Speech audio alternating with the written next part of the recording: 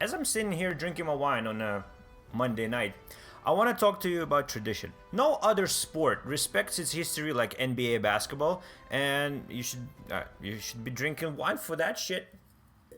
And it's completely understandable why people don't like many changes throughout the NBA history in order to compare eras as much as NBA analysts or even NBA players sometimes do. And I might be one of those people. Tradition should be nurtured, valued, and passed through generation to generation to preserve the natural course of history. But unfortunately for traditions, we live in 2023, where NBA is enormous business and the regular season has been dying for quite some time. Once upon a time, regular season used to be very important in order to determine seeding, and the start of regular season was something that I was looking for. And I've been watching NBA basketball since about 2007. But as the time went on, regular season became less and less important for teams, and ultimately obsolete for NBA fans. Growing up in Ukraine, I was excited for the start of NBA regular season. Coming back from school, I made sure I put on NBA TV for some reruns of the games of that day, or you see those little highlights packages, like 1 minute highlight that you used to make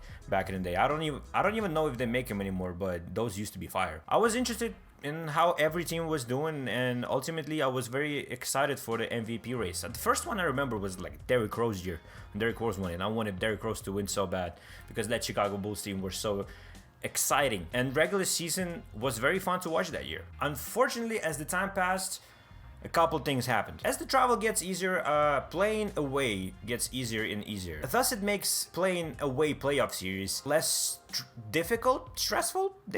Yeah. And teams nowadays don't mind to play away games. And we have seen plenty of Game 7s go to the away team because it's just not as difficult as it was 20, even 30 years ago. Some teams decided, why would we put our team at risk of injuries or overplaying our main guys just for some seeding, while we can go into away games and just steal one on the road and we Gucci. That shifted the league massively. But also, can I blame LeBron for this? First known instance of the load management, at least the one I remembered, was in 2014 when Greg Popovich set the whole San Antonio Spurs team on the bench when they had a national TV game against Miami Heat. That's the first time I remember people started talking about it. LeBron was clearly learning. I believe that LeBron was the one who started that trend of not caring about a regular season. And to his credit, he should have, because Eastern Conference from 2015 to 2018 was absolutely garbage. So LeBron could have been a 4th seed with a very average team and go through the East without any problems. They beat Boston on the road in Game 7. Toronto, don't get me started on Toronto. They beat Indiana Pacers. Was it in 7 games as well? But that one was at home. 4 seasons when LeBron was with the Cavs, 2015, 16, 17, and 18. They were 1st seed only once, in 2016 when they won the title. My point not is to blame LeBron per se, but LeBron James is a trendsetter for the league, and whatever he does, league follows. And as soon as we start having load managements for LeBron James, we started having them everywhere. As soon as LeBron stopped caring about playoff seeding and playing away games sometimes in the playoffs, the league stopped caring too. Anyways, that brings us back to NBA regular season. A lot of the teams did not care about it, and for teams like Detroit Pistons, they still don't even care about it, losing 17 straight. Here we go. But I believe the in-season tournament changed that thing dramatically, and we already see a couple of results. We already seen a massive interest from the fans, and the teams actually play really hard. As I'm recording this, they about to start their game. So from the early beginnings in 2008 till this NBA season 2023-24, the in-season tournament was in plans, and I believe it's a huge success. From the games we've seen, the last group game of the in-season tournament was very exciting, where Celtics were leading Bulls by 30 and still hack a Drummond because they needed a point difference. And it's something that we've never seen with NBA basketball, which is teams caring about score difference, but also still trying to attack even though it's a blowout. We know about the rules, unwritten rules of the NBA, that we don't score at the end of games